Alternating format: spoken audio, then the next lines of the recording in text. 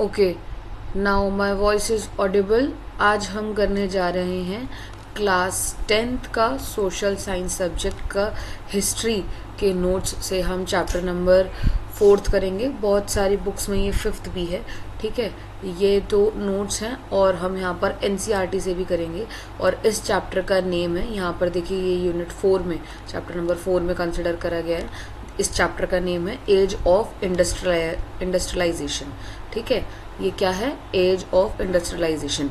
इस चैप्टर को मैं आपको नोट से कराऊंगी, बट आपको बुक यहाँ पर मैं इसलिए कंसिडर कर रही हूँ कि कुछ कुछ जैसे इमेज हो गई, ठीक है, और कुछ कुछ जो टॉपिक्स हो गए आपके बुक के साथ कोरिलेट होते जाएं, ताकि आपको ये ना लगे कि मैंने बुक से कोई टॉपिक छोड़ दिया है, ठीक है। तो मैं यहाँ से आपको ये कराऊंगी। देखिए यहाँ पर ना, पहले आपको एनसीईआरटी में ना एक पिक्चर दे रखी है, ठीक है। यहाँ पे लिखा हुआ है डॉन ऑफ द सेंचुरी। यहाँ पर एक लेडी बनी हुई है, यहाँ पे मार्च एंड द 2 स्टेप्स लिखा है। और ये जो इमेज है ईटी पॉल के थ्रू बनाई गई है, ठीक है, न्यूयॉर्क में, इंग्लैंड में, और ये है 1900 के आसपास की, ठीक है। अब इसी का ही हम यहाँ पर एक और जो इसमें बताया गया वो सब चीज़ हम देखते हैं, ठीक है। मैंने वही सेम चीज़ रिपीट करी। कुछ कुछ बुक्स में ये चैप्टर नंबर 4 है, कुछ कुछ बुक्स में ये चैप्टर नंबर 3 है, 5 है। नेम कंसिडर करना है, बाकी नंबर्स कंसिडर नहीं करने हैं हमें यहाँ पर। सो यहाँ ये कोई सा भी चैप्टर हो, चैप्टर का नेम है एज ऑफ इंडस्ट्रियलाइजेशन। कैसे इंडस्ट्रियलाइजेशन की शुरुआत हुई, कैसे वैश्वीकरण, वो तो ग्लोबलाइजेशन होगा, उद्योगीकरण जैसे हम बोलते हैं, इंडस्ट्रियलाइजेशन की शुरुआत हुई। चलिए यहाँ पर इंट्रोडक्शन में वही जो मैंने आपको बताया, एक बुक है उसके बारे में हम देखेंगे। ईटी पॉल एक प्रोड्यूस करते हैं, ठीक है, एक music book. ET Paul produced a music book which had on its cover page, उसके कवर पेज पर उसके थीम पर क्या है? डॉन ऑफ सेंचुरी, ठीक है। इट शोड अ गॉडेस, यहाँ पर एक गॉडेस मतलब एक देवी दिखाई जा रही है, देवी की एक फिगर है जो अभी हमने पीछे देखी, like a figure carrying a flag, जो एक फ्लैग को रिप्रेजेंट लेकर मतलब एक फ्लैग को लेकर खड़ी है, जो एक न्यू सेंचुरी को हमें दिखा रहा है। आप ध्यान से देखोगे तो ये एक लेडी है, ये एक न्यू सेंचुरी के फ्लैग को लेकर खड़ी हुई है, ठीक है। अनदर पिक्चर शोज, एक और यहाँ पर आपको इमेज देखने को मिलेगी। ये तो आपको यहाँ पर देखने को मिल गया है, ठीक है। एक और पिक्चर है यहाँ पे आपको दिख रही है, ठीक है। यहाँ पर क्या है? 2 मैजिशियंस, और यहाँ पर एक और आपको फिगर है 2 मैजिशियन। ये कब आई थी? पब्लिश्ड इन इंग्लैंड 26 जनवरी 1901, 1901 में आई थी। Another picture shows the 2 magician, one eight top of Aladdin, एक है अलादीन की, रिप्रेजेंटिंग इन द ईस्ट, जो ईस्ट में है, and one at the bottom, और एक क्या है? बॉटम पर है, जो किसका है? मैकेनिक है ऑफ न्यू सेंचुरी। ये आपको क्या दिख रहा है? मैकेनिक दिख रहा है, ठीक है। और ऊपर क्या दिख रहा है? अलादीन दिख रहा है, ठीक है। यहाँ पर आपको 2 इमेजेस देखने को मिल रही है। Who is through his modern tools, जहाँ मैकेनिक ने नए मॉडर्न टूल्स जो है वो देख रखे हैं, ले रखे हैं। Create a new modern world in the west, जो ये बता रहा है कि वेस्ट ने ज़्यादा तेजी से तरक्की कर ली है, वहाँ पर न्यू टेक्नोलॉजी आ गई है, नए मॉडर्न टूल्स आ गए हैं, ठीक है। The creation of this modern world is due to the industrialisation. ये क्रिएशन जो हो रहा है वो किस वजह से हो रहा है? इंडस्ट्रियलाइजेशन की वजह से हो रहा है, उद्योगीकरण की वजह से हो रहा है। This the image offer and triumphant account of the modern world. ये दोनों ही इमेजेस हमें क्या दिखा रही हैं? नई सेंचुरी या फिर एक नए जमाने की शुरुआत हो चुकी है, दैट इज द इंडस्ट्रियलाइजेशन, उद्योगीकरण, ठीक है। Modern world association with a rapid technological changes. मैं इसको रोटेट कर लेती हूँ। मॉडर्न वर्ल्ड में आप देखोगे कि बहुत तेजी से यहाँ पर क्या हो रहे हैं? चेंजेस हो रहे हैं, इनोवेशंस हो रहे हैं, इनोवेट कर रहे हैं, हम चीज़ों को बना रहे हैं। मशीन्स एंड फैक्ट्रीज बन रही हैं, रेलवेज बन रही हैं, स्टीम शिप्स बन रहे हैं। तो ये हमें क्या बताता है कि जैसे जैसे हम नए सेंचुरी की तरफ जा रहे हैं, आगे बढ़ रहे हैं, जो डेवलपमेंट है वो तेजी से हो रहा है। कहाँ पर हो रहा है? वेस्ट में हो रहा है, या जहाँ कहीं भी हो रहा है जहाँ पर न्यू टेक्नोलॉजीज आ रही हैं, वहाँ ये सब कुछ बदल रहा है। कैसे बदल रहा है, क्यों बदल रहा है, अब हम इस चैप्टर में देखेंगे। Modern age appears as a wonderful time of technological progress. Modern age हमें कैसे देखने को मिलती है? एक बहुत शानदार तरीके से, जहां हम देखेंगे टेक्नोलॉजी का हम कैसे इस्तेमाल कर रहे हैं, ठीक है। What is proto industrialisation? Right it features. यहाँ आपने ये सब कुछ देखा है, ठीक है। चलिए अब हम इसके आगे पढ़ेंगे, आगे इसमें क्या क्या कंटेंट है। पहले हम आते हैं बिफोर द इंडस्ट्रियल रेवोल्यूशन। अगर इंडस्ट्रियल रेवोल्यूशन था भी तो उससे पहले क्या था, जब औद्योगिकरण नहीं आया था, ठीक है, तो क्या चल रहा था, जब इंडस्ट्रीज नहीं बनी थी तो क्या था, तब क्या था, प्रोटो इंडस्ट्रियलाइजेशन था। क्या था, प्रोटो इंडस्ट्रियलाइजेशन। वो क्या होता है पहले वो देखेंगे, proto industrialisation. Even before it setting up of factories के बनने से पहले there was a large scale of industries production. बहुत सारी फैक्ट्रीज या फिर एक बहुत बड़े लंबे समय तक इंडस्ट्रियल प्रोडक्शन चल रहा था for an international market, international market के लिए। This was not the based on factories, ये फैक्ट्रीज के ऊपर बेस्ड नहीं था। It was a part of network of commercial exchange. ये कैसा था part, network of commercial exchange का पार्ट था, कि एक चेन थी जो कमर्शियली एक दूसरे से जुड़ी हुई थी, चाहे वो व्यक्ति से हो, एक व्यक्ति दूसरे व्यक्ति से जुड़ा हुआ हो, चाहे वो एक देश हो, ठीक है। तो सब लोग क्या कर रहे थे, एक्सचेंज कर रहे थे अपनी नीड्स के अकॉर्डिंग चीज़ों को, बिजनेस को। Merchant were based in town, वो टाउन्स में थे, but the work was done mostly in the country side, और काम ज़्यादा से ज़्यादा कहाँ होता था, कंट्री साइड पर होता था। अब इसके फीचर्स देखते हैं। There was a large scale industrial production, एक बहुत बड़े स्केल पर इंडस्ट्रियल प्रोडक्शन चल रहा था for international market, international market के लिए। Goods were produced in family farms, जो चीज़ें बनाई जा रही थी वो फैमिली फार्म्स में थी, not in the factories, factories में नहीं बन रही थी। At a stage of production, production के स्टेज पर जब प्रोडक्शन चालू की गई थी तो कितने वर्कर्स थे, 20 से 25 वर्कर्स हमें यहाँ पर देखने को मिल रहे थे, ठीक है। कहाँ पर देखने को मिल रहे थे, जहाँ हमें बताया जा रहा है।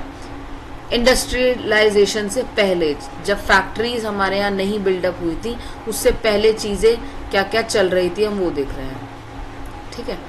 Now I have to rotate this image. Were employed by each merchant, मतलब कम से कम 20 से 25 मर्चेंट्स को क्या करा जा रहा था, रखा जा रहा था, एम्प्लॉयमेंट मिल रही थी। Workers could remain in the countryside, workers जो थे वो कंट्री साइड पर थे। And continue cultivated their small plots, और कंटिन्यू रख रहे थे अपने स्मॉल प्लॉट्स के रिक्वायरमेंट्स को, टू सप्लीमेंट देयर इनकम, ताकि उनकी इनकम बनती रहे, सही रहे।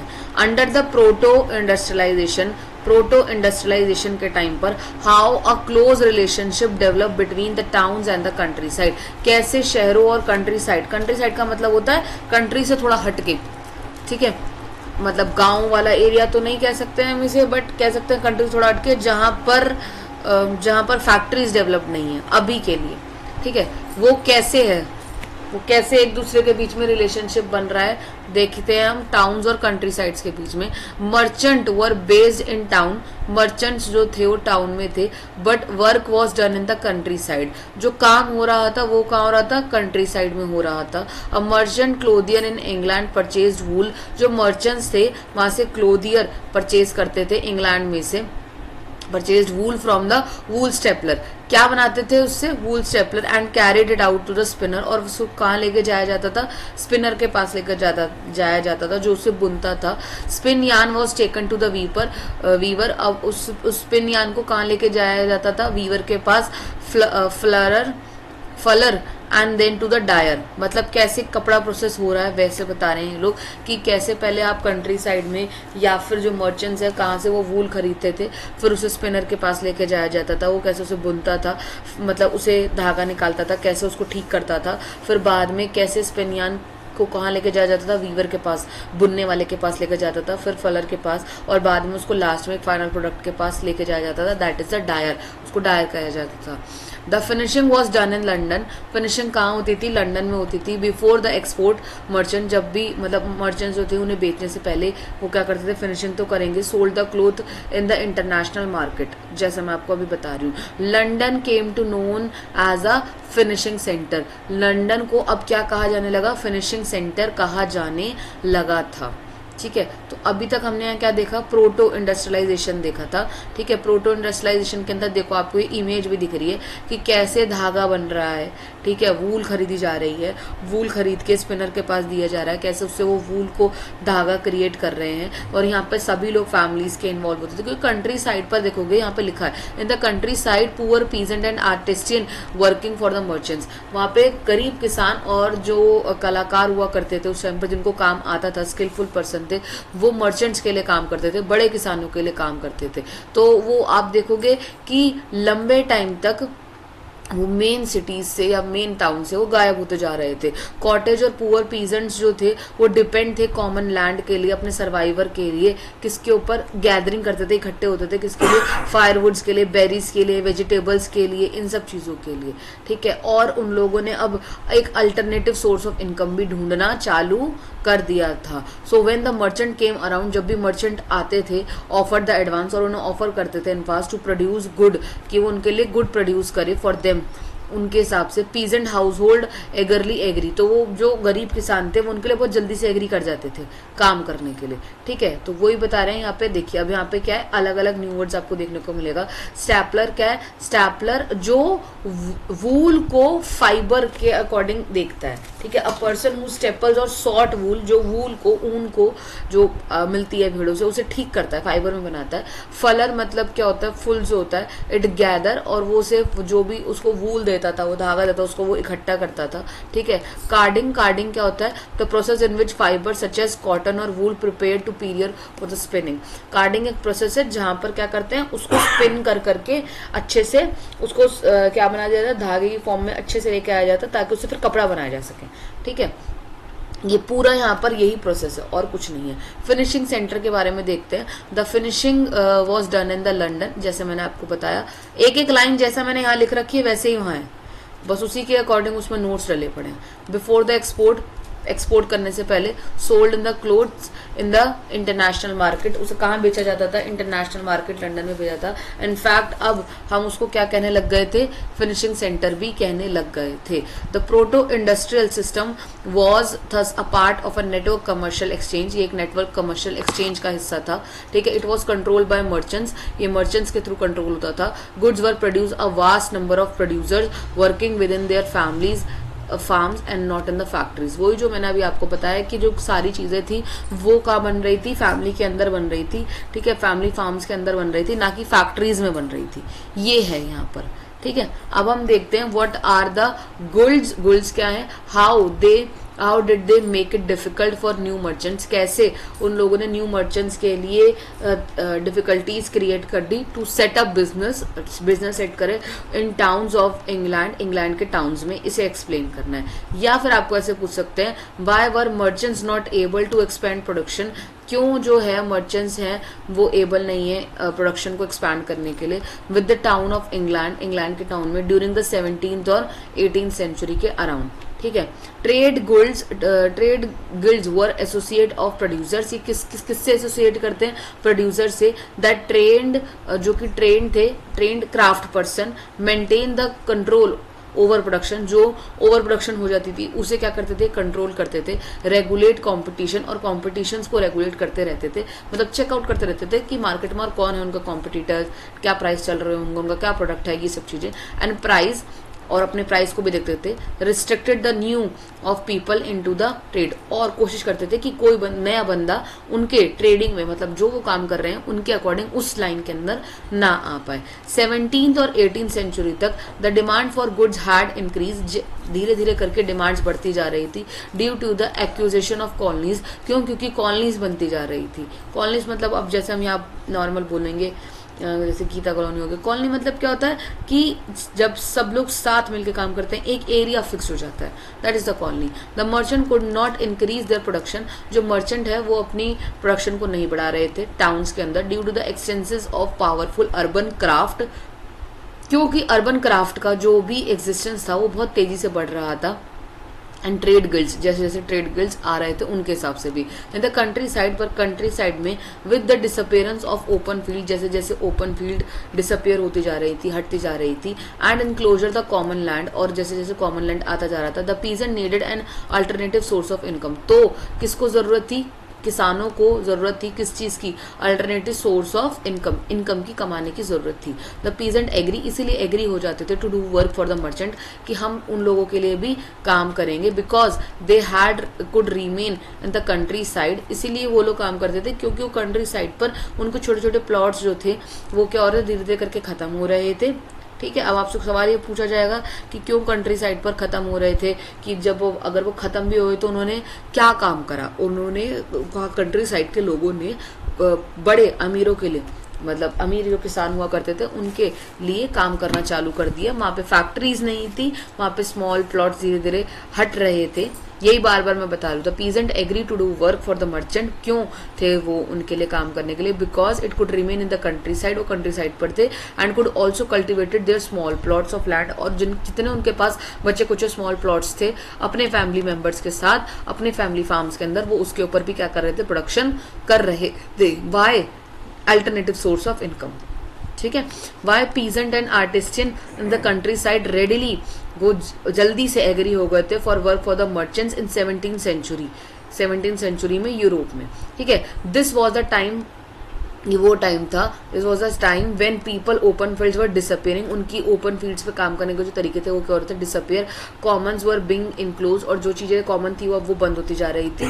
Poor peasants and cottagers who earlier depend on common land, जो गरीब किसान थे या फिर जो कॉटेजर्स थे वो जल्दी से जल्दी किसके ऊपर डिपेंड हो रहे थे, अपने कॉमन लैंड्स के ऊपर, जो खुद के लैंड थे उनके, अपने खुद के सर्वाइवल के लिए, अपनी खुद की जमीन के ऊपर गरीब किसान डिपेंडेंट थे, जैसे फायरवुड्स लकड़ियों के लिए, बेरीज के लिए, वेजिटेबल्स के लिए, हे एंड स्ट्रॉ के लिए, were force to look for their other source of income. मैं वही बता रही हूँ, बार बार वो गरीब किसान किसी दूसरे के लिए काम क्यों कर रहा था, क्योंकि एक तो उसके पास कम प्लॉट था, बच्चे कुछ लोग जो उसकी फैमिली में थे वो उसके ऊपर काम कर रहे थे अल्टरनेटिव सोर्स ऑफ इनकम के लिए, इसीलिए जो अमीर किसान थे उनके लिए वो लोग काम कर रहे थे, और जो लोगों को अल्टरनेटिव सोर्स ऑफ इनकम चाहिए थी वो खुद के स्मॉल प्लॉट्स जो बच्चे कुछ थे उनके ऊपर खुद के लिए ही ग्रो कर रहे थे सब कुछ चीजें।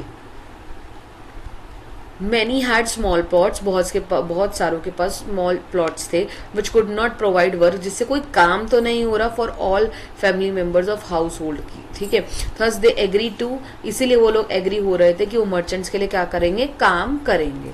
ठीक है, describe the main feature of pace of industrialisation या industrial change in Britain in 19th century. आपको एक मेन फीचर बताना है कि कैसे 19th सेंचुरी तक आते आते ब्रिटेन के अंदर इंडस्ट्रियल चेंज आने लग गया था या आ चुका था,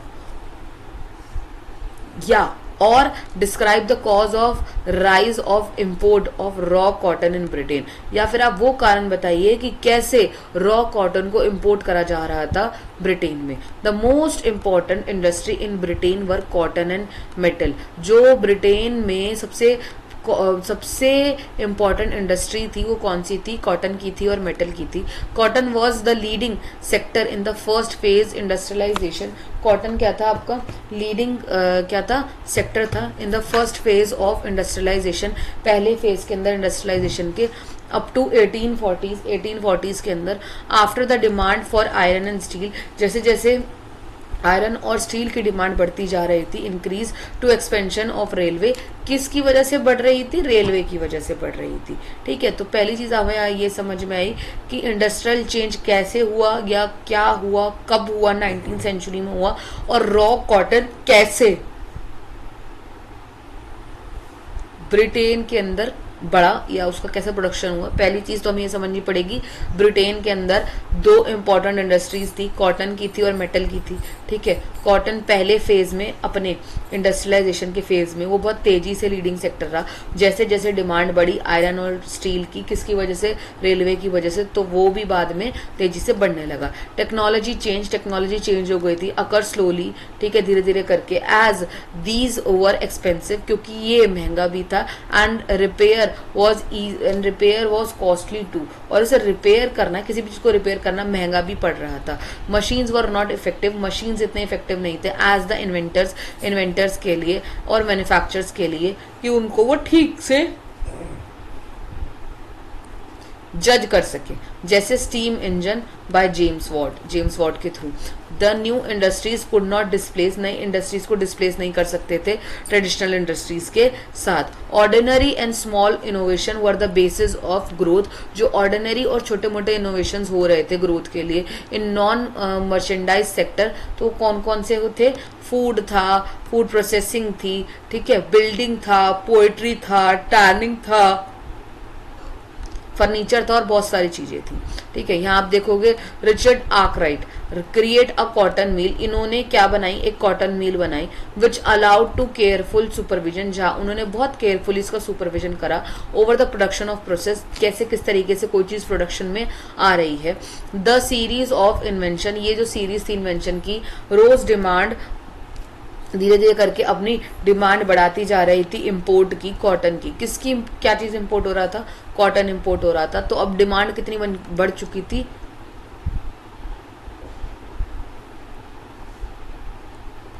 2.5 मिलियन इन 1760 पाउंड से 22 मिलियन पाउंड कब हो गया था? 1787 में। In the Victorian Britain hand labour was in great demand, hand labour, हाथ का काम ज्यादा डिमांड में था। जस्टिफाई, ये बताइए। या फिर industries do not want to introduce machines, या कब वो लोग मशीन्स को नहीं चाह रहे थे? The grid of human labour, या फिर ह्यूमन लेबर की डिमांड तेजी से क्यों बढ़ रही थी ब्रिटेन में, ये बताना है आपको, ठीक है। यहाँ क्या बता रहे हैं? Upcoming the coming of factory, the coming up of the factory. अभी हमने वही देखा कि कैसे कैसे कौन कौन सी चीजें बन रही है और कैसे कैसे कौन सी चीजें आ रही है, ठीक है। हम अभी ये वाला टॉपिक जो है वो पढ़ चुके हैं, ऊपर वाला, ठीक है। ऊपर वाले के क्वेश्चंस भी कर लिए हमने। कॉटन और कैसे वहाँ पर आयरन और स्टील की जो डिमांड थी वो बढ़ती जा रही थी, वो भी हमें हमने देखा।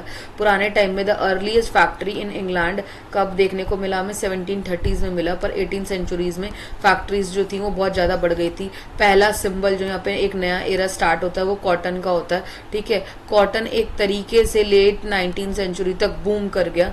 1760s में ब्रिटेन ने इंपोर्ट करा 2.5 मिलियन पाउंड्स रॉ कॉटन, ठीक है, कॉटन इंडस्ट्री के लिए। और 1787 में कहाँ तक बढ़ गया था? 22 मिलियन तक बढ़ गया था, ठीक है। जो मैंने अभी आपको बताया कि तेजी से डिमांड बढ़ रही थी, ठीक है। अ सीरीज ऑफ इन्वेंशन, धीरे धीरे करके इन्वेंशन साथ साथ हो रहे थे।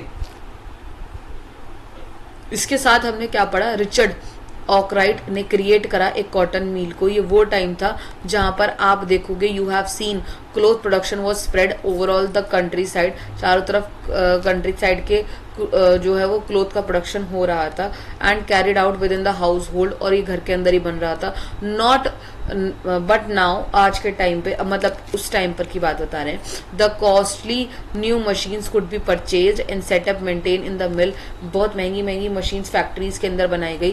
With in the mill at the processor, the process were brought together under one roof and management, सभी कुछ एक ही छत के नीचे आ चुका था लगभग कि वूल कैसे ठीक हो रहा है, धागा कैसे बन रहा है, फिर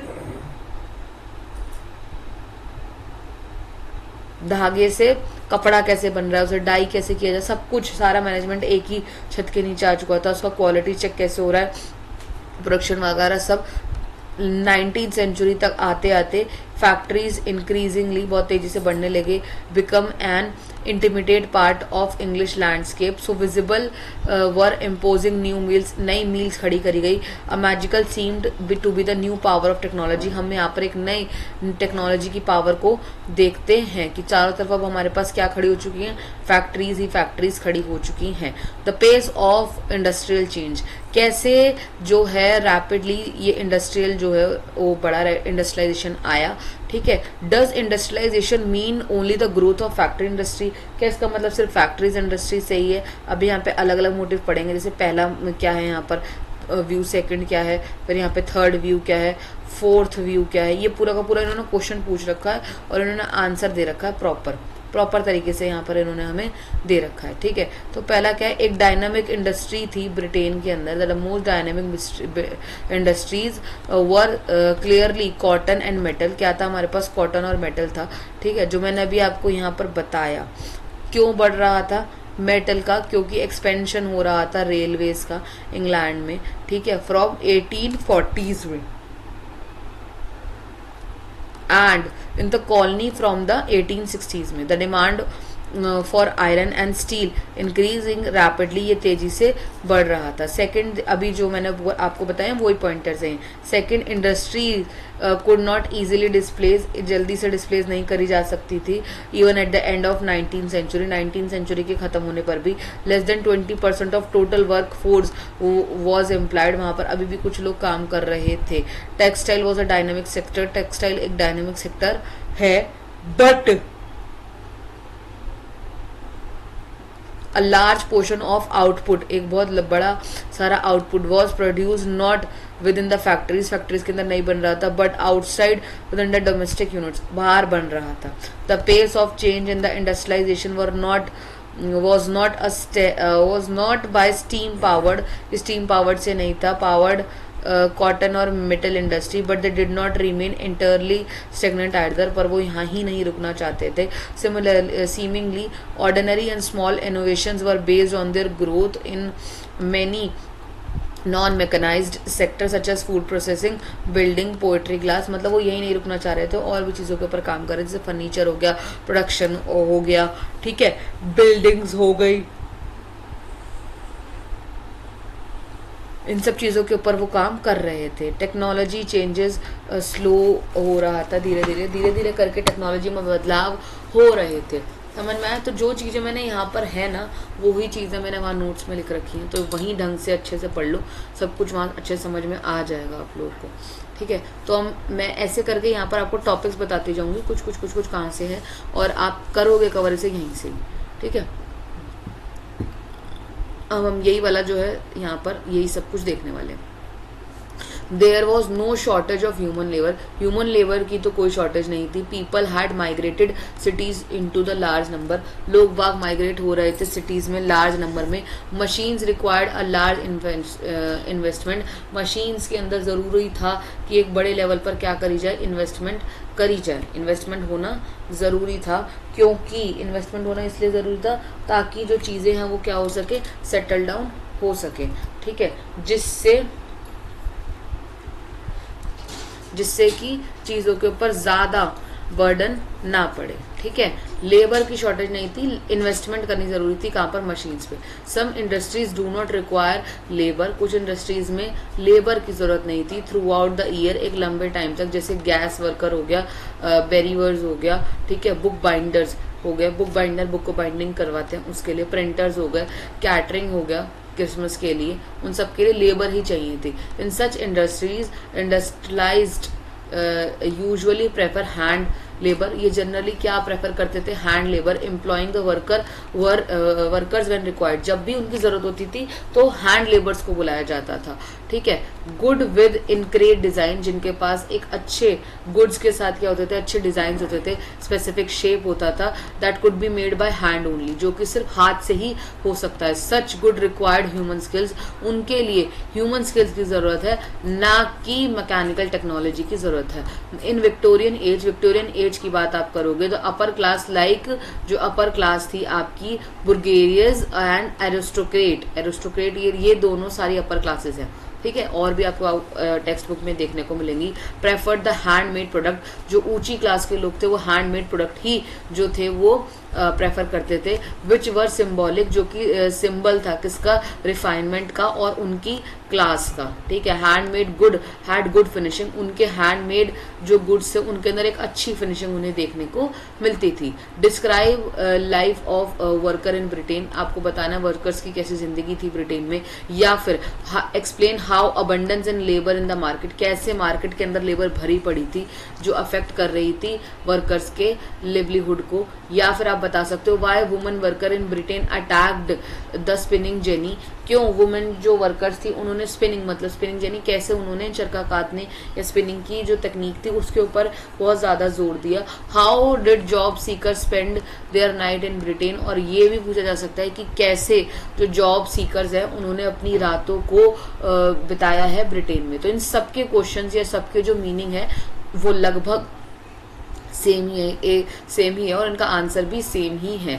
job seeker had to wait for weeks, job seeker जो जॉब ढूंढ रहे थे वो एक लंबे टाइम तक उन्हें रुकना पड़ रहा था। एंड टू स्पेंड नाइट्स, और रातें बितानी पड़ रही थी अंडर द ब्रिजेस के नीचे, और नाइट शेल्टर्स में या फिर कोई अलग अलग प्लेसेस के ऊपर। These shelter were poorly constructed, ये शेल्टर पुअरली कंस्ट्रक्टेड थे। एवरीवन वाज मेडिकली एग्जामिन्ड, हर किसी को मेडिकली एग्जामिन करा जा रहा था। Whether they are carrying disease, कि वो डिजीज लेके आ रहे हैं या फिर नहीं आ रहे, क्योंकि जो गरीब लोग थे वो सिटीज की तरफ आगे बढ़ रहे थे, है ना। They had to do hard labour, वो देख रहे थे कि कौन सा लेबर कैसा है, ठीक है। फ्यू इंडस्ट्रीज, बहुत सारी इंडस्ट्रीज कैसी थी, सीजनल थी। So there was long period of time, एक बहुत लंबा टाइम था, without work compelling workers to do odd job, कि उन्हें कुछ भी जो काम मिल रहा था वो लोग कुछ भी काम, अब इंसान जो है वो अपने जीवन यापन करने के लिए, लिवलीहुड चलाने के लिए कुछ तो काम करेगा ही ना, तो ना से तो हाँ में वो कुछ भी काम कर रहा था, ठीक है। Little was done for their welfare of the worker, और कुछ ही लोग थे जो वर्कर्स के वेलफेयर के लिए काम कर रहे थे। Wages was increase in some extent, wages बढ़ रहे थे, but the price rose sharply, जैसे जैसे सैलरीज बढ़ रही थी तो जो उनके क्या थे प्राइसेस थे गुड्स के वो भी बढ़ रहे थे। Number of days determined average income of a worker, number of days determine करते थे एक इंसान की एवरेज वर्कर की इनकम को, कि कोई व्यक्ति अगर रेगुलर काम कर रहा है तो कितने कमा रहा होगा। About 10% of population in urban areas was very poor, कम से कम 10% तक की जो अर्बन पॉपुलेशन थी उसके अंदर लोग क्या थे, गरीब थे। अनएम्प्लॉयमेंट जो था वो बढ़ रहा था, 35% से कहाँ आ चुका था, 75% तक आ चुका था। अंडर ऑल दीज कंडीशन, इनके सामने ये सारी कंडीशन अब क्रिएट हो गई थी। फियर ऑफ अनएम्प्लॉयमेंट, अब अनएम्प्लॉयमेंट का डर हमें चारों तरफ देखने को मिला। Made workers hostile to introduction of new technology, तभी हम देखते हैं न्यू टेक्नोलॉजी और न्यू मशीनरी का इंट्रोडक्शन होता है। इन द वुलन इंडस्ट्री में woman use to do hand spinning work, womens ने क्या काम चालू कर दिया, हैंड स्पिनिंग चालू कर दिया। Felt threatened with introduction of spinning jenny, और इसी से हमें क्या देखने को मिला, एक डर उनको देखने को मिला। क्यों मिला हमें, क्योंकि काम नहीं था चारों तरफ, और घर में बैठे बैठे कुछ भी सोर्स ऑफ इनकम नहीं है, बाहर जाके भी नहीं है, तो कुछ तो इंसान रोजी रोटी के लिए करेगा ही। और दूसरी तरफ हम देख रहे हैं कि विक्टोरिया के एरा के अंदर वहाँ पर हम देख रहे हैं कि जो अपर क्लास थी उनको हैंड वर्कर्स चाहिए थे, जो जिनके पास क्या थी, स्किल्स थी, ठीक है। यहाँ पर हम वही देख रहे हैं। After 1840s building activities increase, building activities तेजी से बढ़ रही थी इन सिटीज में, thereby creating more employment, जहाँ से वो ज्यादा से ज्यादा एम्प्लॉयमेंट क्रिएट कर रहे थे, अपॉर्चुनिटीज क्रिएट कर रहे थे काम के लिए, ठीक है। इतना सबको समझ में आ रहा है। मैं बहुत बेसिक टेंडेंसी से बता रही हूँ, जो इसमें है मैं वो यहाँ बता रही हूँ सेम एज इट इज, जैसा उन्होंने बताया। देखो हमने यहाँ पर इसके बाद हमने फोर्थ कंसिडर कर लिया था, यहाँ पर कुछ लोगों के नाम दे रखे हैं और बता रखा है कैसे कौन सी चीज जो है वो आगे तेजी से बढ़ रही है, ठीक है। Considered the case of steam engine का केस लेते हैं। James Watt improve the steam engine, इन्होंने इम्प्रूव करा था, इनोवेट नहीं करा था स्टीम इंजन, ठीक है। Produce by new common man and patent the new engine, और नए इंजन के ऊपर पेटेंट ले लिया था। His industrialised friend Matthew Boulton manufactured a new model, उनके ही दोस्त ने एक नया मॉडल जो है वो क्या करा था, मैन्युफैक्चर करा था। अब ये उनके बारे में या आप रीड करना है यहाँ से, ठीक है। Historians now have come to increasingly recognise the typical worker in the mid 19th century, 19th century के बारे में अब हम यहाँ बात करेंगे। क्राफ्ट पर्सन कैसे थे, ट्रेडिशनल लेबर्स कैसे थे, हैंड लेबर और स्टीम पावर के बारे में अभी हमने यहाँ पे पीछे बहुत बात करी है, ठीक है। तो अब हम यहाँ वही चीजों को देखने वाले हैं, ठीक है। Victorian Britain there was no shortage of human labour, उन्होंने कहा कि कोई भी शॉर्टेज नहीं है किसकी, ह्यूमन लेबर की। Poor peasant and vagrant moved to the cities, वो मूव कर रहे हैं लार्ज नंबर में, किसकी वजह से, जॉब्स की वजह से। And they are waiting for their work as you will know, आप देखोगे जानोगे, when there is plenty of labour, जब बहुत ज्यादा लेबर होते हैं तो वेजेस क्या मिलने लग जाते हैं, लो मिलने लग जाते हैं। वेजेस क्या मिलते हैं, लो मिलते हैं। वेजेस जो कमाई है वो क्या हो जाती है, कम हो जाती है। ठीक है, एक सेकंड रुकिए।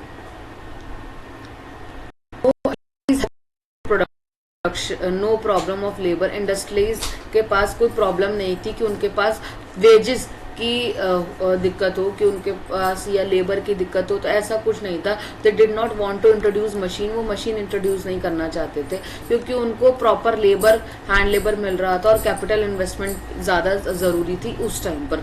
बहुत सारी इंडस्ट्रीज में, इन many industries the demand of labour was seasonal, ये सीजनल थी। जैसे गैस वर्कर्स हो गए, बीवर्स हो गए, ठीक है, ये कोल्ड मंथ के अंदर इनका ज़्यादा काम रहता था। सो दे नीडेड मोर वर्कर, उस टाइम पर उन्हें ज़्यादा वर्कर्स की डिमांड थी क्योंकि उस टाइम पर काम ज्यादा होता था। बुक बाइंडर्स हो गए, प्रिंटर्स हो गए, केटरिंग के लिए, जैसे कि केटरिंग में क्या होता है, क्रिसमस के ऊपर डिमांड ज्यादा होती है। ठीक है, after the waterfront winter was time to ship were repaired screwed up, वही चीज मैं आपको बता रही हूँ कि आप देखोगे अलग अलग टाइम पर अलग अलग सीजनल वर्क आ रहे थे और उस टाइम पर उन लोगों का काम पीक पर होता था, तो इसलिए उनको हैंड वर्कर ज्यादा चाहिए थे। इन such industries where production fluctuated, जहाँ प्रोडक्शन जो क्या था, फ्लक्चुएट होता था, ऊपर नीचे होता था विद द सीजन्स के साथ। Industries usually preferred hand labour, वो हैंड लेबर को प्रेफर करते थे, employing workers for their season, उनके सीजन के टाइम पर वो उन्हें एम्प्लॉय कर लेते थे, उन्हें रख लेते थे। A range of production could be produced only with the hand labour, एक range of production hand labour के थ्रू ही होता था। Machines were oriented with the producing uniforms, उनको यूनिफॉर्मली काम कराया जा रहा था मास मार्केट के लिए। But the demand in the market was often for goods, जो अक्सर हमें देखने को मिलती थी वो गुड्स के लिए देखने को मिलती थी कि हमें एक डेफिनेट शेप चाहिए, एक डेफिनेट साइज चाहिए, ये हमें देखने को मिलता था। In the mid 19th centuries में आकर फॉर इंस्टेंस 500 वेराइटीज, अलग अलग तरीके की वेराइटीज हमें देखने को मिली। हैमर्स वर प्रोड्यूस्ड, और हैमर्स को प्रोड्यूस करा गया। 45 काइंड ऑफ एक्सेस, कुल्हाड़ियां जो है वो 45 तरीके की आने लग गई।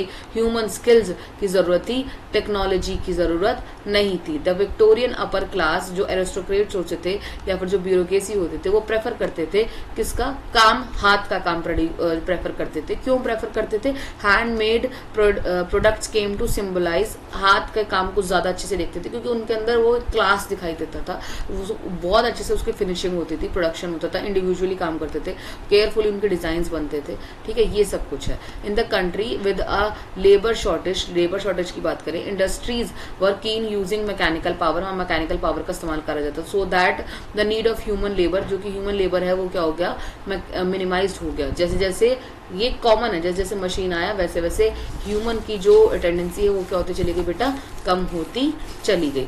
लाइफ ऑफ वर्कर्स, वर्कर की लाइफ्स के बारे में अब हम यहाँ पर पढ़ने वाले हैं। ठीक है, कैसे उनका काम था, जो अभी हमने पीछे पढ़ा भी। The abundance of labour in the market affected their live of workers, कैसे कैसे उनकी जो लाइफ थी वो अफेक्ट हो रही थी, बहुत तेजी से आगे वो बढ़ भी रहे थे, मार्केट बढ़ रही थी आगे तो उनकी लाइफ भी अफेक्ट हो रही थी। ठीक है, news as a news of possible jobs travelled to the countryside, जैसे जैसे वो लोग आगे बढ़ रहे थे तो कंट्री साइड पर उनकी जॉब्स जो थी वो हमें वहां देखने को मिलती है। The actual possibility of getting a job depend on the network of friendship and कीन रिलेशनशिप, जो भी जॉब थी वो किसके ऊपर अब बेसिकली डिपेंड हो गई थी, आपके रिश्ते कैसे हैं किसी से, क्योंकि जॉब्स तो है नहीं, पीछे ऊपर भी हम देखते आ रहे हैं। ठीक है, जॉब्स है नहीं, जिनके पास स्किल्स हैं उन्हीं का काम चल रहा है। अब जिनको जॉब चाहिए, जिनको टेक्नोलॉजी बेस्ड काम आता है, जिनको मशीन्स का इस्तेमाल करना आता है, अब मशीन्स कम है, वहां पर मान लो एक जगह जॉब फिल हो गई है, then what the person do, क्या काम करेगा कोई व्यक्ति, कैसे काम करेगा, तो वो सारे अब नेटवर्किंग, फ्रेंडशिप और कीन रिलेशनशिप के ऊपर चलता था। इफ यू हैड रिलेटिव और अ फ्रेंड इन अ फैक्ट्री, अगर आपका कोई फैक्ट्री में फ्रेंड या रिलेटिव है तो आपको जॉब जो है वो आसानी से मिल जाएगी, बट नॉट एवरीवन, हर किसी को नहीं, everyone had the social connection. Many job seekers have to wait their weeks. उन्हें हफ्तों तक क्या करना पड़ता था, इंतज़ार करना पड़ता था और स्पेंड करनी पड़ती थी अपनी रातें बहुत ज़्यादा ब्रिजेस और अपनी रातें ब्रिजेस के नीचे. देखो, दे आर वेटिंग. ठीक है, ये क्या है, ये एक पेंटिंग है. ठीक है, हाउसलेस है यहाँ पर लोग बाग. ठीक है, और यहाँ देखने को क्या मिल रहा है आप लोगों को बताओ कि इनके पास कोई जॉब नहीं है. ठीक है, नाइट शेल्टर में वो लोग अपनी रातें बिताते थे. Some stayed in the night refugees. बहुत सारे लोग जो थे वो नाइट रेफ्यूजीज के अंदर करते थे. Were set up by private individual, जो प्राइवेट इंडिविजुअल्स के थ्रू सेटअप थे. Other went to the casual wards, और बहुत सारे कैजुअल वार्ड्स में चले जाते थे पुअर लॉ अथॉरिटीज़ के पास. Seasonal of work in many industries were mean to prolonged period without work. Seasonal work ही ज़्यादा चल रहा था. आफ्टर अ बिजी सीजन, एक बिजी सीजन के बाद poor were on streets again. एक सीजन के बाद, सीजन तक उनका काम रहता था, but then were after the season finish, जैसे ही फिनिश खत्म होगा उसके बाद क्या. ठीक है, बाद में क्या कर सकते हैं, कुछ नहीं, वो वापस अपनी वहीं गलियों के अंदर ब्रिजेस के नीचे आ जाते थे. Because they are very poor ना, वो लोग बहुत गरीब थे. ठीक है, जब काम होता था तो बहुत पीक पे होता था, नहीं होता तो भाई फिर वो वापस उनको अपनी लेबर वाली टेंडेंसी पे आना पड़ता था. Some return to the countryside, कुछ लोग वापस चले जाते थे. After the winters when the demand for labour in the rural areas open in a place. जब उनको रूरल एरिया के अंदर ज़रूरत पड़ती थी तो वापस वो जाते थे और अपना उसी काम के अंदर लग जाते थे. और कुछ लोग तो ऐसे थे कि जिनको कुछ नहीं मिल रहा था वो ना से हाँ सही वाली जॉब भी कर रहे थे. But most looked for the odd jobs which till the mid 19th century were difficult to find. उनको बहुत दिक्कत हो रही थी ये सब काम ढूंढने में. वेजेस इंक्रीज, वेजेस बढ़ते जा रहे थे. Somewhat in the early 19th century, but they tell us the little about the welfare of the workers. वो हमारे वर्कर के वेलफेयर के बारे में बता रहे थे. The average figure hide to variation between the traders and the fluctuation from year to year. ये जो प्राइस थे या जो चीज़ें थी वो ईयर टू ईयर क्या हो रही थी, फ्लक्चुएट हो रही थी. धीरे धीरे करके ऐसे आप यहाँ पर देखोगे वुमेन्स ने अपना काम करना चालू कर दिया. वुमेन्स जो थी अब वो काम में लग जाती हैं, क्योंकि आप देखोगे जो अर्बन पॉपुलाइजेशन है, जो अर्बन पॉपुलेशन है वो एक्सट्रीमली पुअर, वो बहुत ज़्यादा गरीब हो चुकी है. ठीक है, आप देखोगे यहाँ पर ईयर भी बता रखा है 1830s में portion of unemployed were went up anything between 35 से 75% तक वो अलग अलग रीजन में आ गया था. The fear of unemployment made worker hostile. इसलिए हम देखते हैं इंट्रोडक्शन हुआ न्यू टेक्नोलॉजी का. when the spinning jenny was introduced, जब spinning jenny इंट्रोड्यूस करी गई. ये क्या है, spinning jenny is what, spinning jenny क्या है, spinning jenny ये है. spinning jenny एक मशीन है जो कि रिड्यूस करती है लेबर डिमांड को. ठीक है, जहाँ आप देखोगे स्पिनिंग का काम मशीन के थ्रू हो रहा है. ठीक है, woollen industries, woman who survived on hand spinning begin attacking the new machines. जैसे वो लोग अपना काम कर रहे थे, वुमेन्स अपना काम कर रही थी, और वहीं हम देखते हैं कि नई मशीन आ गई है तो अब महिलाओं के काम के ऊपर भी दिक्कत आने लगी है. The conflict over the introduction, जैसे ये कन्फ्लिक्ट आगे आगे बढ़ता है तो jenny continued for a long time. और जेनी मतलब जो स्पिनिंग जेनी है उसे लंबे समय तक आगे रख दिया जाता है. आफ्टर 1840s के बाद building activities intensified in the cities. Building activities देखने को मिलती हैं. Opening the great opportunity for employment, एक बहुत बड़े लेवल पर एम्प्लॉयमेंट की अपॉर्चुनिटीज़ को क्या करा जाता है, ग्रो करा जाता है क्या, बनाई जाती हैं, ये क्रिएट हो जाती हैं. रोड्स वर वेंटेड, रोड्स बनाई जाती हैं. न्यू रेलवे स्टेशन आते हैं, नई रेलवे लाइन एक्सटेंड होती है, टनल डक्स होते हैं, ड्रेनेज बनता है, सीवर बनता है, रिवर एम्बिकमेंट होते हैं. तो ये अब हमें यहाँ जाके कहीं नंबर ऑफ वर्कर्स की ज़रूरत है, तो अब हमें यहाँ पे एम्प्लॉयमेंट देखने को मिलेगी. ठीक है, अब हम यहाँ क्या देखेंगे, ट्रांसपोर्ट इंडस्ट्रीज 1840s तक आते आते डबल हो गई थी और 30 सालों तक आते आते और ज़्यादा डबल हो गई थी. अब हमें तेजी से ग्रो करने का मौका मिलेगा. ठीक है, अब हम यहाँ क्या देखेंगे, इंडस्ट्रियलाइजेशन इन द कॉलोनीज. कैसे कैसे कॉलोनीज के अंदर जो है वो इंडस्ट्रियलाइजेशन बढ़ता है. ठीक है, the foreign trade from India conducted before age of machines, जैसे जैसे वो आगे बढ़ता है वो कैसे कैसे बढ़ा वो आगे इंडस्ट्रीज तक आते आते, ये सब कुछ हमें यहाँ पर देखना है। How foreign trade from India conducted, कैसे फॉरेन ट्रेड जो है वो इंडिया से कंडक्ट किया गया बिफोर मशीन इंडस्ट्रीज, बिना मशीन इंडस्ट्री से पहले। Why port of Surat decline by the end of 18th century, क्यों 18th सेंचुरी तक आते आते सूरत का जो पोर्ट है वो डिक्लाइन हो गया, मतलब वो नीचे की ओर नीचे नीचे नीचे नीचे की ओर जाता चला गया। ठीक है। Silk and cotton goods from India dominated international market in the textile. Silk और जो कॉटन गुड्स थे इंडिया के अंदर वो देखोगे इंटरनेशनली मार्केट के अंदर आगे बढ़ रहे थे।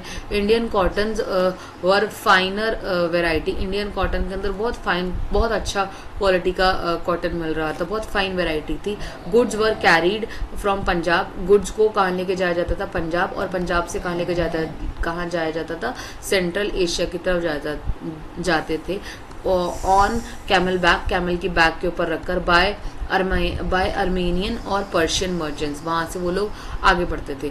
Indian fine cotton was exported to the various parts, अलग अलग हिस्सों में ये जाता था, एक्सपोर्ट होता था वर्ल्ड के। ठीक है। इंडियन का फाइन अच्छा क्वालिटी का कॉटन फ्रॉम सी पोर्ट्स, जो कि आपका क्या था, सूरत से जाता था और मसूलीपट्टनम से और हुगली के पास से जाता था। अब वो बोल रहे हैं क्यों डिक्लाइन हुआ, डिक्लाइन बताना है। European company gradually gain the power, उनको पावर मिल चुकी थी। Securing variety of concession from local court से, और मोनोपोली का भी उनको अधिकार मिल गया था ट्रेड पर। With the growth of कॉलोनिकल power, port of Bombay and Calcutta grow, जैसे जैसे कॉलोनिकल पावर आगे बढ़ रही थी वैसे वैसे बॉम्बे का और कलकत्ता का जो पोर्ट था वो ग्रो कर रहा था।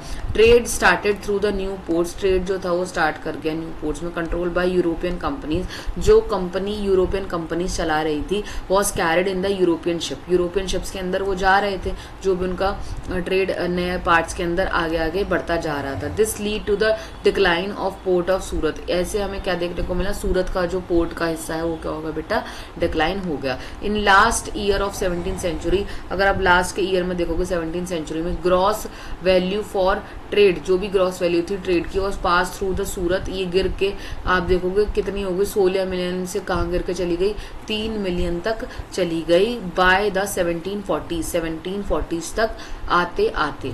ठीक है। हु वर गोमास्तस कौन था, ठीक है, कौन थे। Why East India Company appointed gomasthas, क्यों उन्हें गोमास्तस को अपॉइंटेड करना पड़ा, टू सुपरवाइज वीवर्स को देखने के लिए इंडिया में। गोमास्टर्स वर द पेड सर्वेंट, ये क्या थे, पेड सर्वेंट थे, appointed by the east India company, जो ईस्ट इंडिया कंपनी ने अपॉइंट करे थे। आफ्टर एस्टैब्लिशिंग पॉलिटिकल पावर, जैसे जैसे उन्हें पॉलिटिकल पावर मिल रही थी, किसको, ईस्ट इंडिया कंपनी को, तो वो मोनोपोली लेते जा रहे थे हर किसी चीज़ पर इंडियन ट्रेड की। सो एलिमिनेट कंपटीशन, ताकि उनका कंपटीशन क्या हो जाए, ब्रिटिशर्स का इंडिया में ख़त्म हो जाए, कंट्रोल हो जाए उनकी कॉस्ट के ऊपर और सप्लाई के ऊपर भी। ठीक है। जिसके अंदर हम किस किस की सप्लाई देखते हैं, कॉटन की, सिल्क गुड की, और इसीलिए उन्होंने किसको अपॉइंट करा, गोमास्तस को। गोमास्तस बेसिकली जो है वो एक सुपरवाइजर है जिन्हें अपॉइंट करा जा रहा था ईस्ट इंडिया कंपनी के थ्रू। ठीक है। गोमास्टर्स वर अपॉइंटेड टू सुपरवाइज वीवर, वो वीवर्स को सुपरवाइज करते थे। कलेक्ट सप्लाईज, उनकी कलेक्शन जो होती थी वो सप्लाईज होती थी, मतलब सप्लाईज को वो कलेक्ट करते थे। And examine the quality of cloth, और फिर वो क्लोथ्स को देखते थे। ठीक है। Weavers who had the taken advance, जो वीवर टेकन एडवांस टेक लेता था, ठीक है, पैसा जो है वो एडवांस में लेता था फ्रॉम द कंपनी से, has to hand over the cloth they produce to gomasthas, और उन्हें फिर बाद में उसके बदले में उसे क्या देना पड़ता था, उनका प्रोडक्शन का थोड़ा बहुत हिस्सा देना पड़ता था। ठीक है। गोमास्तास वर आउटसाइडर, ये बेसिकली आउटसाइडर थे with no long term social link, इनका कोई गांव से कोई एक लंबे चौड़े समय तक कोई लिंक नहीं था। दे एक्टेड एरोगेंटली, ये बहुत गंदे तरीके से एरोगेंटली काम करते थे। ठीक है। बहुत गंदे तरीके से बिहेव करते थे, पनिश करते थे वीवर्स को उनके काम को डिले होने पर। They sometime march into the village, और कभी कभी तो ये लोग विलेजेस के अंदर चक्कर भी लगाते थे, मार्च भी करते थे। विद सिपॉयज, सिपॉयज मतलब अपने सिपाहियों के साथ और अपने प्यून्स के साथ। They often beat and flog them, और कभी कभी वो उन्हें मारते पीटते भी थे। This lead the clash between, इसी से ही क्लैश एक पैदा होता है वीवर्स और गुमास्तास के बीच में। वीवर्स, ये इंडिया की और ब्रिटेन की बात हो रही है, ठीक है, इंडिया वर्सेस यहाँ पर ब्रिटेन चल रहा है, ठीक है, कि कैसे जो है वो चीज़ें ख़त्म हो रही थी, ठीक है। वीवर्स जो है वो वहाँ पर क्यों ख़त्म हो रहे थे, और गुमास्तास कौन थे, कैसे गुमास्तास ने रोल प्ले करा इंडियन मार्केट के अंदर, ये है यहाँ पर। Describe the major problem faced by Indian cloths weaver in 19 centuries. आपको मेन फीचर बताना है कि क्यों प्रॉब्लम फेस कर रहे थे। डिस्क्राइब इम्पैक्ट ऑफ इंडस्ट्रियलाइजेशन, कैसे इम्पैक्ट था हमारे इंडस्ट्रियलाइजेशन पर इंग्लैंड में, in cotton, in England on Indian cotton, Indian cotton का इंग्लैंड पर क्या इफेक्ट पड़ा वो देखेंगे, ठीक है। With the development of cotton industries in England, जैसे जैसे बढ़ा, government impose import duties, government ने इम्पोज कर दी इसके ऊपर इम्पोर्ट ड्यूटीज को ऑन कॉटन टेक्सटाइल के लिए, so that the Manchester goods could sell in Britain, Manchester goods जो थी वो कहाँ बिक सके ब्रिटेन के अंदर, विदाउट एनी कंपटीशन, बिना किसी कंपटीशन के। Indian textile export decline, Indian textile जो था वो बहुत तेजी से क्या हो रहा था बेटा, डिक्लाइन कर रहा था। कैसे 33% से 3 के ऊपर आ गया था, कब 1850 से 51 में। Indian market was glutted by Manchester goods, Indian market जो थी वो भरी पड़ी थी मैनचेस्टर गुड्स से। प्रोड्यूस बाय मशीन, जो मशीन प्रोड्यूस करती थी एट द लोअर कॉस्ट, एक लोअर कॉस्ट के ऊपर। इम्पोर्टेड कॉटन, जहां हम देखते हैं इम्पोर्ट करा जा रहा था कॉटन गुड्स को, वर वेरी चीप, ये बहुत सस्ते बिक रहे थे। Weaver could not easily compete with them, और वीवर्स इन्हें ईजिली कम्पीट नहीं कर पा रहे थे। ड्यूरिंग अमेरिकन सिविल वॉर, जैसे ही अमेरिकन सिविल वॉर हुई, Britain could not get cotton supply, Britain को सप्लाई नहीं मिला यूएस से। So raw cotton was expanded from India to Britain. अब हम देखते हैं कि रॉ कॉटन, जो कच्चा कॉटन है, वो इंडिया से ब्रिटेन की तरफ जाने लगा। एज रिजल्ट, इसके रिजल्ट में Indian weavers could not get the supplier, Indian weavers को सप्लाई ही नहीं मिली। Sometimes they were force to buy the high prices, और कभी कभी उन्हें फोर्स किया जाने लगा कि आप इसे हैवी प्राइस के ऊपर ही खरीदिए। Factories that came up in India, कौन कौन सी फैक्ट्री कब कब आई, ठीक है। कॉटन मिल बॉम्बे में आई 1854 में, जूट मिल बंगाल में आई 1855 में, ठीक है। एल्गिन मिल कानपुर में आई 1860 में। कॉटन मिल पहली बार आई अहमदाबाद में 1861 में। स्पिनिंग और वीविंग मिल आई 1874 के अंदर, ठीक है। Describe the role of entrepreneurs in industrial development, क्या रोल था एंटरप्रेन्योर का, एंटरप्रेन्योरशिप्स का किसके अंदर, इंडस्ट्रियल डेवलपमेंट के अंदर। द्वारका नाथ टैगोर का इन्होंने, अब हम देखते हैं, Dwarkanath Tagore set up 6 joint stock companies in Bengal, इन्होंने 6 जॉइंट स्टॉक कंपनी खोली बंगाल में, ठीक है। दिनशा, एक सेकंड रुको मुझे से इरेज करने दो। दिनशा, अरे भाई कहाँ गया इरेजर, गिरा। दिनशा पेटेड एंड जेम्सफी, अरे आ जाओ pen.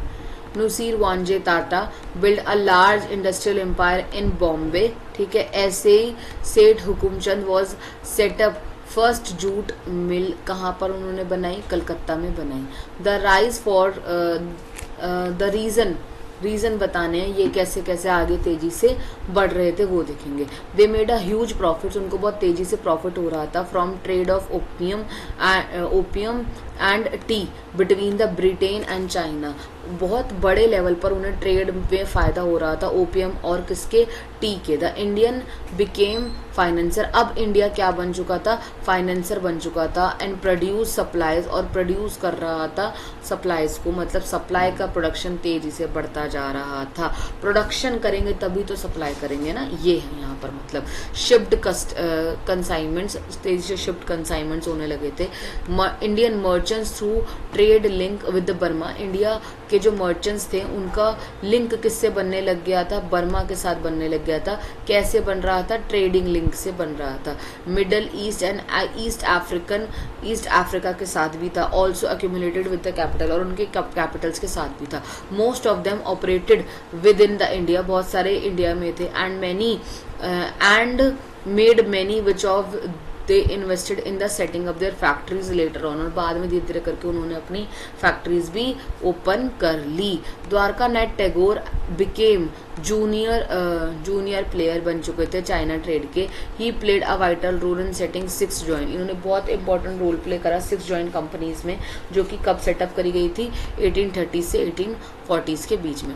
Discuss the type of control, आपको एक अलग तरीके का कंट्रोल बताना है। Exercise by European managing agencies, जो यूरोपियन एजेंसीज मैनेज कर रही थी ओवर द इंडियन इंडस्ट्रीज, जो भी एजेंसी मैनेजिंग इंडस्ट्रीज थी वो कौन देख रहा था, इंडियन इंडस्ट्रियलिस्ट देख रहे थे। रिस्ट्रिक्शंस अभी हम देखते हैं कैसे कौन कौन से तरीके की रिस्ट्रिक्शंस हमें यहाँ पर देखी जाने लगी। आपको सिर्फ क्या बताना है, कैसे जो वो लोग काम कर रहे थे उनके ऊपर कंट्रोल करा गया, डिस्क्राइब करना है आपको वो चीज़ें, ठीक है। तो पहले अब आपको कोई काम रोकना है या किसी काम पे कंट्रोल करना है, तो आप क्या करोगे, कुछ रिस्ट्रिक्शंस लगाओगे। तो ऐसा ही कुछ क्या करा यहाँ पर भी हुआ। The Indians were not allowed, Indians को क्या बोल दिया गया कि आप लोग तो अलाउड नहीं हो टू ट्रेड करने के लिए इन मैन्युफैक्चर्ड गुड्स मैन्युफैक्चर करने के लिए विद द यूरोप के साथ, या आप लोगों को अलाउ नहीं कर सकते कि आप यूरोप के साथ बैठ के मैन्युफैक्चरिंग करो गुड्स की। दे वर ब्लॉक्ड, इनको ब्लॉक कर दिया गया फ्रॉम शिपिंग से भी और बिजनेसेस से भी, ठीक है। यूरोपियन मैनेजिंग एजेंसीज, जो भी यूरोपियन मैनेजिंग एजेंसीज थी, made most of the business, और बहुत सारा बिजनेस के डिसीजंस वो कैसे ले रही थी, फॉर द इंडियन इंडस्ट्रीज के लिए। The Indian businessman were not allowed, और इंडियन बिजनेसमैन को ही अलाउड नहीं करा गया कि आप यूरोपियन चैम्बर को क्या कीजिए, ज्वाइन कीजिए। तो ये तो नाइंसाफी हुई ना। एक तो आप उनके लिए कानून बना रहे हो, उन्हें पता है नहीं, तब तक उन्हें बताओ नहीं तो पता कैसे चलेगा। अब उनका मतलब ये था कि जब उन्हें पता चल जाएगा तो उनको उनका फायदा और नुकसान समझ में आएगा, है ना। तो इसलिए वो उन सब चीज़ों के लिए क्या करेंगे, मना ही करेंगे। ये है मुद्दा, ठीक है। Indian merchants could export mostly raw material, ये जनरली रॉ मटेरियल एक्सपोर्ट करते थे, and food grain which were needed by the British, जो कि ब्रिटिशर्स को उसकी ज़रूरत थी। हु वॉज अ जॉबर कौन थे, ठीक है। डिस्क्राइब हिज फंक्शन, आपको उसका फंक्शन बताना है, उसकी पोजीशन बतानी है। जॉबर वॉज अ पर्सन, ये वो पर्सन है हु वॉज एम्प्लॉयड, जो कि एम्प्लॉयड होता है इंडस्ट्रीज के through to get new recruits, ताकि वो नए लोगों को रिक्रूट कर सके। He was generally an old, ये ओल्ड होता है, ट्रस्टेड वर्कर होता है, ठीक है। फंक्शन क्या है, his main function was to get a new recruits, की जॉबर कौन है, जॉबर मतलब होता है कि एक ऐसा व्यक्ति जिसे हम ऐसे बोल सकते हैं आज के टाइम का HR ह्यूमन रिसोर्स डिपार्टमेंट वाला जो है, वो पर्सन या जो जॉबर है वो पर्सन है जो कि नए लोगों को रिक्रूट करता है काम के लिए। He generally got people from villages, और ये जनरली कहाँ से लेता है, विलेजेस से लेता है अपने जॉब के लिए। He help them settle in the city, और उन्हें हेल्प करता है कि वो सिटी के अंदर क्या हो जाए, सेटल डाउन हो जाए। प्रोवाइडेड देम मनी, उनको मनी प्रोवाइड करता है इन टाइम्स ऑफ क्राइसिस, जब उन्हें दिक्कत होती है।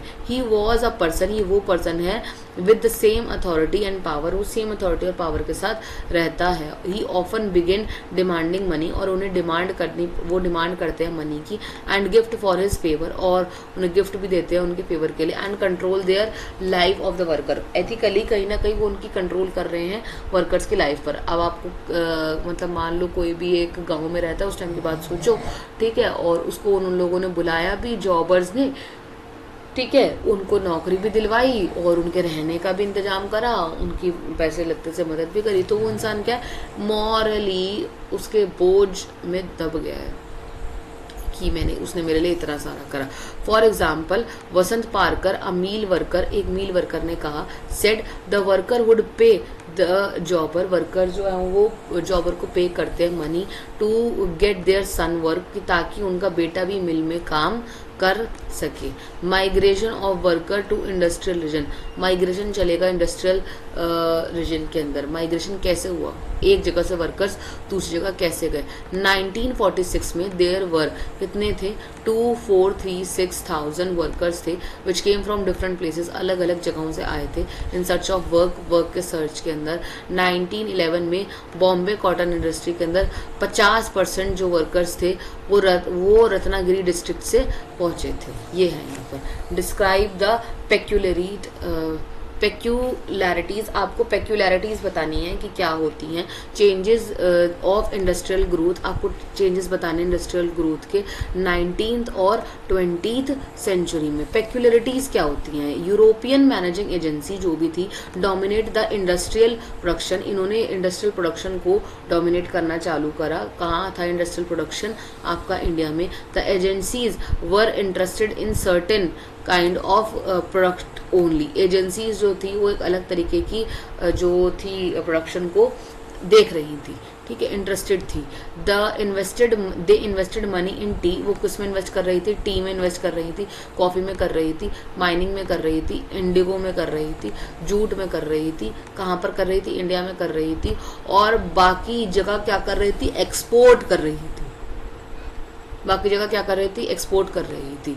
The early cotton mill in India, जो आपको देखने को मिलेगा, manufactured course yarn did not compete with the British goods brought in India, ये बिल्कुल भी ब्रिटिश गुड्स से कम्पीट नहीं कर पा रहा था because they have the machine, they have a fine tools. But now I am telling you again कि हमारे पास भी उसके साथ और भी बहुत सारी चीज़ें थी, ठीक है। जैसे we have the fine cotton, हमारे पास एक बहुत अच्छे तरीके का कॉटन था। We have the hand skills, हमारे पास हैंड स्किल्स थी, ठीक है।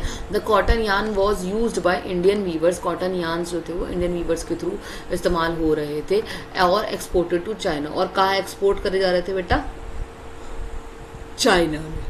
चेंजेस हमें क्या क्या देखने को मिले, due to the rise of swadeshi movement, जैसे जैसे स्वदेशी मूवमेंट आगे बढ़ा। पीपल बॉयकॉट फॉरेन क्लोथ्स, लोगों ने जो फॉरेन क्लोथ्स हैं उनको क्या कर दिया, बॉयकॉट करना चालू कर दिया। Industrial group put pressure, industrial groups को प्रेशर मिला on government to increase tariff production, की उनका जो टैरिफ प्रोडक्शन है वो क्या है, बढ़ा दिया जाए।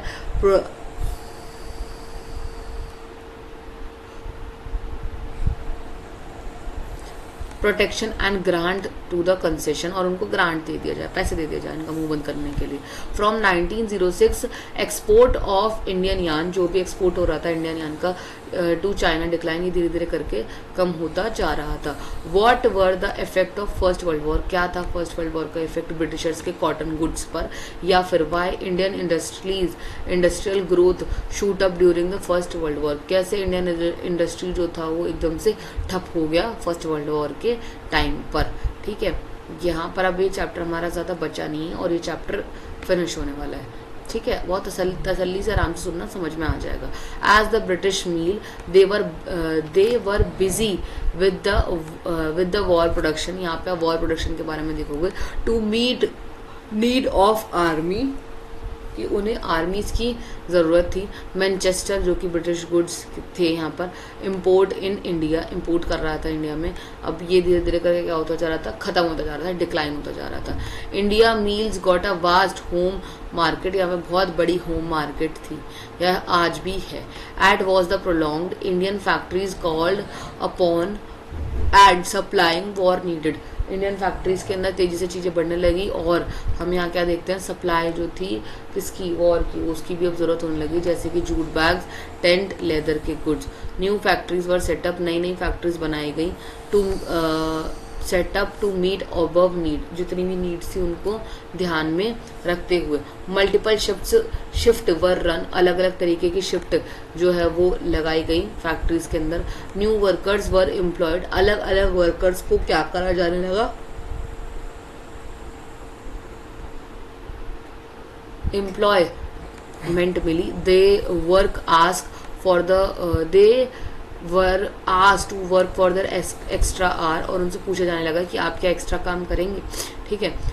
एक्स्ट्रा काम करोगे तो आपको एज यूजुअल पैसे ही मिलेंगे ना।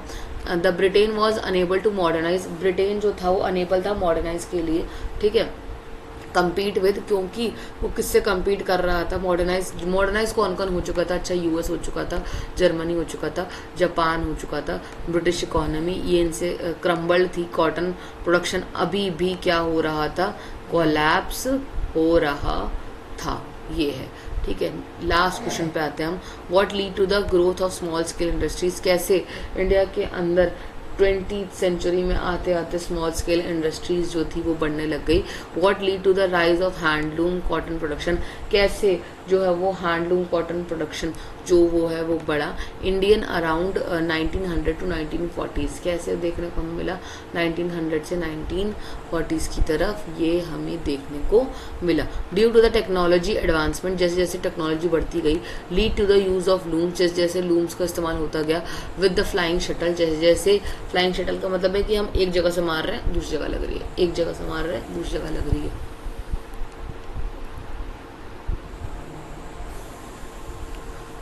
तो हमें ये सब देखने को मिला। विच इंक्रीज द प्रोडक्शन, जिसने इन प्रोडक्शन को बढ़ा दिया, प्रोडक्टिविटी बढ़ा दी पर workers and reduce labour demand, और लेबर की डिमांड को क्या कर दिया, रिड्यूस कर दिया। स्टेबिलिटी इन डिमांड, स्टेबिलिटी आ गई थी डिमांड में for fine variety of clothes की। As rich class did not get the defected by fluctuation in market, कि अब उन्हें रिच क्लास को कोई अफेक्ट नहीं पड़ रहा था कि मार्केट में अब अगर पैसा ऊपर नीचे भी हुआ तो देन दे आर रिलैक्स, अब वो रिलैक्स भी हो रहे थे। Famine did not affect the scale of Banarasis, famine जो थे वो बनारसीज और बुलचारी, क्या हो रहा है इसमें, सारी से भी अफेक्टेड नहीं हो रहे थे। The mills could not produce फाइनर variety, mills के अंदर आप देखोगे फाइनर वेराइटी के क्लोथ्स जो है वो अब प्रोड्यूस नहीं हो रहे थे विद इनक्रेट डिज़ाइन। जैसे एग्जांपल इन्होंने दे रखा है साड़ी विद वूवन बाउंड्रीज, जिसके अंदर वूवन बाउंड्रीज आपको देखने को मिलेगी। फेमस लुंगीज देखने को मिलेंगे। हैंकरचीफ ऑफ मद्रास, हैंकरचीफ जो है मतलब हैंकरचीफ मतलब क्या होता है, हैंकीज जो है वो मद्रास के देखने को आपको मिलेंगे। ठीक है, could not be easily displace, इन्हें ईजिली डिस्प्लेस नहीं करा जा सकता था बाय मिल प्रोडक्शन के through. Weaver and craftsman lead a life of struggle, weaver और जो क्राफ्टमैन थे, ठीक है, यहाँ आपको क्या देखने को मिलेगा, ये लीड कर रहे थे लाइफ ऑफ स्ट्रगल में। एक second, as they did not prosper much, जहाँ पर आपको इनका काम इतना ज़्यादा देखने को नहीं मिलेगा।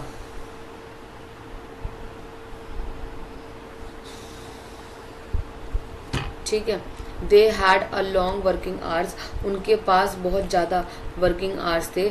All the family members were involve in the production, सभी तरीके के फैमिली मेम्बर्स जो थे वो प्रोडक्शन की प्रोसेस के अंदर क्या थे, इन्वॉल्व थे। दे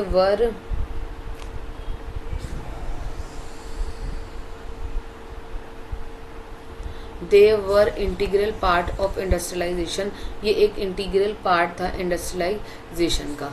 एंड द लास्ट टॉपिक और the last question is what steps were adopted by producers in India, क्या क्या स्टेप्स लिए गए प्रोड्यूसर्स के इंडिया के अंदर। ठीक है, अब हम वो देखेंगे। टू एक्सपैंड द मार्केट, की मार्केट को क्या करा जाए, एक्सपैंड करा जाए। ठीक है, फॉर देयर गुड्स, अब उनकी गुड्स के लिए कब करा जाए, कौन सी सेंचुरीज में करा जाए बताओ, 19th सेंचुरी में करा जाए।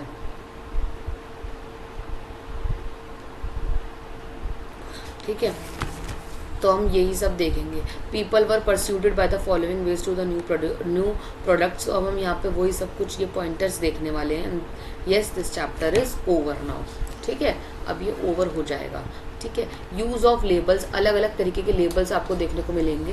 ठीक है, use of labels on the cloth, bundle of showing place, manufacturers and name of the companies आपको देखने को मिल जाएंगी। दिस मेड बायर कॉन्फिडेंट, इससे बायर कॉन्फिडेंट होता है कि उन्हें क्वालिटी ऑफ प्रोडक्ट मिला है। इमेज देखने को मिलेगा गॉड और गॉडेस का। कैलेंडर देखने को मिलेंगे उनके पॉपुलराइज, कुछ फिगर्स देखने को मिलेंगे जो कि एम्पायर और नवाब्स को दिखाते हैं। एडवर्टाइजमेंट जो है वो बहुत तेजी से एक इंपॉर्टेंट पार्ट था और बहुत तेजी से बढ़ रहा था मार्केट प्रोडक्ट्स का। ऐसे ही इंडियन इंडस्ट्रीज जो थी वो एडवर्टाइज कर रही थी अपने प्रोडक्ट को एज अ नेशनल मैसेज कि अब हमें भी आगे बढ़ने की जरूरत है। Yes, this chapter is over now, ये चैप्टर यहाँ पर खत्म होता है आपका किससे, नोट्स से। ठीक है, अब मैं यहाँ पर मैंने आपको ये सब बताया ना, एज ऑफ टेक्सटाइल मैं आपको ऊपर से बता देती हूँ बुक में से भी हमने क्या पढ़ा, जो हमने वहाँ पढ़ा वो सब हमने यहाँ पढ़ा है। ठीक है, एज ऑफ इंडियन टेक्सटाइल के अंदर हमने पीछे क्या पढ़ा था, कौन कौन से वर्कर्स क्या क्या चीज़ें हमें देख रहे हैं, क्या क्या चीज़ें हमें यहाँ पर देखने को मिलती हैं। मैंने आपको ये बताया था सूरत में क्या था, हुगली में क्या था, कलकत्ता में क्या था। ये एज ऑफ टेक्सटाइल वाला जो कॉन्सेप्ट है ना कि कौन सी चीज़ हमें कहाँ से कर रहे हैं, ये सारा एक्सपोर्ट और इम्पोर्ट वाला है। देखो मैं यहाँ पर आपको दिखा देती हूँ एज ऑफ टेक्सटाइल वाले पोर्शन के अंदर।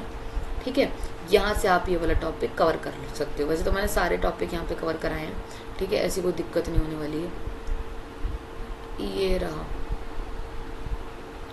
ये रहा वो सारा पोर्शन, कैसे 17वीं सेंचुरी तक आते आते सब चीज़ें हैं वो बदल रही हैं। कॉटन मिल तो मैंने पढ़ा दिया था, विक्टोरिया वाला भी मैंने पढ़ा दिया था। यस, ये रहा जॉब सीकर्स वाला मैंने भी पढ़ाया था। ये रहा एज ऑफ टेक्सटाइल, ये मैं यहाँ लिख देती हूँ। ये पेज नंबर, ये एज ऑफ टेक्सटाइल वाले का पेज नंबर है यहाँ पर 102 पेज पे मिल जाएगा आपको पीडीएफ के। ये पूरा कंटेंट ये 102 पेज का है। ठीक है, तो ये आप अच्छे से एक बार देखोगे, पढ़ोगे, सही से पढ़ना, रीड करना, समझ में आएगा। पक्की बात है, समझ में आएगा कि लिंक बिठाने पड़ रहे थे, यहाँ पर है ये सब कुछ चीज़ें। ठीक है, लिंक विद द साउंड, ये सब चीज़ आपको पढ़नी पड़ेगी, रीड करनी पड़ेगी, और वो नोट्स के साथ आप करोगे तो आपको इजी समझ में आएगा। What happen to the weavers, weavers के साथ क्या हो रहा होता, गुजरात के वीवर्स के साथ, किसी भी तरीके के वीवर के साथ उन्हें क्या क्या चीज़ें देखने को मिल रही थी। या आपसे डायरेक्ट क्वेश्चन पूछ सकता है कि ईस्ट इंडिया कंपनी धीरे धीरे करके पॉलिटिकल पावर एस्टैब्लिश कर रही थी, मोनोपोली हो रही थी, मैनेजमेंट की कॉस्ट कंट्रोल और कंपटीशन कंट्रोल कर रहा था, सब कुछ कंट्रोल कर रहा था। तो आपको सीरीज ऑफ स्टेप्स में बताना है। ये आपको दे देंगे क्वेश्चन और नीचे होंगे इनके आंसर। ठीक है, पहला ये रहा गोमास्तास। गोमास्तास उन्होंने क्या करे थे, अप्लाई कर वो करे थे ना, उनकी डिमांड थी। गोमास्तास को क्या करते, रिक्रूट करा था। ठीक है, एक पेड सर्वेंट थे जो कि किसको चेक करते थे, वीवर्स को, कलेक्टर, सप्लायर्स को एग्जामिन करते थे। सेकंड पॉइंट देखना है, लोन्स के बारे में भी आपको बताना है क्या काम कर रहे थे, और गोमास्तास कौन थे, ये रहा। ठीक है, ये आपको मिल जाएगा इसके नेक्स्ट टॉपिक के ऊपर पेज नंबर 103 पे। ठीक है, मैं साथ साथ यहाँ पे पेज नंबर 103 यहाँ पे साथ साथ लिखती जा रही हूँ ताकि आपको इजीली सब चीज़ें समझ में आती जाए। ठीक है, सेम वही है, बस इसे रीड कीजिए, जस्ट सिंपली रीड कीजिए। मैनचेस्टर केम टू इंडिया, कैसे मैनचेस्टर इंडिया में आया, ये ख़त्म होता है। और फिर हम यहाँ से देखेंगे क्या क्या प्रॉब्लम वो फेस करते हैं, वो भी यहाँ आएगा। ये प्रॉब्लम यहाँ आएगी, ये प्रॉब्लम्स ये रही। ठीक है, ये क्वेश्चन ये रहा।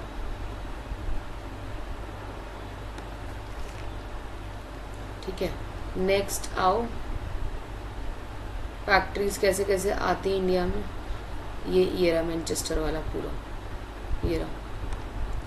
What happen and what are the implications, ये सब आपको पढ़ना पड़ेगा। इंडिया में कैसे आया वो वहाँ पर मैंने लिख भी रखा है। ये देखो, ये बॉम्बे का इमेज दिखा रखा है। फैक्ट्रीज केम अप, कैसे कैसे फैक्ट्रीज अब आएंगी, ये सब आपको पढ़ना है, रीड करना है ये सब। ठीक है, where did workers come from, workers कहाँ कहाँ से आ रहे थे, ये सब ये रीड करना है। ये सब मैं पीछे नोट्स में करा चुकी हूँ। ये रहा, यहाँ पर नोट्स अच्छे से पढ़ के जाओ, बहुत अच्छे से पढ़ के जाओ। मैं बस आपको टॉपिक यहाँ पे साथ साथ कवर करा रही हूँ। अब देखो, यही वाला पेक्युलर वाला है ना, ये यहाँ पर पेक्युलर वाला आपको 109 पर मिल जाएगा। 109 से ये स्टार्ट हो रहा है पेज नंबर से। ये अच्छे से पढ़ के जाओ, नोट्स अच्छे से पढ़ के जाओ। मैं बस बुक से आपको टॉपिक बता रही हूँ। ठीक है, स्मॉल स्केल इंडस्ट्रीज कैसे प्रीडोमिनेट हुई, ये सब मैं अभी बता चुकी हूँ। ये रहे क्वेश्चन, कैसे डिक्लाइन गया, कैसे वर्ल्ड वॉर इफेक्ट हुआ उसके टाइम पर, ये सब मैं यहाँ पर अभी सब कुछ मैं कवर करा चुकी हूँ। मार्केट फॉर गुड्स क्या था, मार्केट में कैसे कैसी इमेजेस आने लगी, अब मार्केट में क्या क्या चीज़ें हमें दिखने लग गई थी, आप देखोगे वही जो मैंने अभी आपको क्या बताया। पिक्चर्स आने लग गई थी, कैलेंडर्स दिखने लग गए थे, फिर शेप्स दिखने लग गया था। ठीक है, यहाँ पर ये अलग अलग तरह की अब आपको दिखना चालू हो जाएंगी। इन कंक्लूजन, इन शॉर्ट अगर आपसे कंक्लूजन पूछा जाए, clearly the age of industrialisation mean the major technological change. यहाँ पर टेक्नोलॉजिकल चेंज हुआ, ग्रोथ ऑफ फैक्ट्रीज देखने को मिली and making the new industrial labour force देखने को मिली। However as you have been seen, hand technology और small production remain important part. ये एक इंपॉर्टेंट पार्ट बन चुका था। Yes, that's it. इसके बाद हम ओसवाल से करेंगे ये चैप्टर और फिर हमें सारे क्वेश्चन आंसर्स के साथ, एमसीक्यूज के साथ और ज़्यादा से ज़्यादा मटेरियल मिल पाएगा और हम और ज़्यादा से ज़्यादा चीज़ों को देख पाएंगे। ठीक है, तो अब मिलते हैं इसी चैप्टर के कंक्लूजन वीडियो के साथ जो हम प्रैक्टिस सेट में करेंगे ओसवाल से। हम मिलते हैं नेक्स्ट वीडियो में। Bye bye.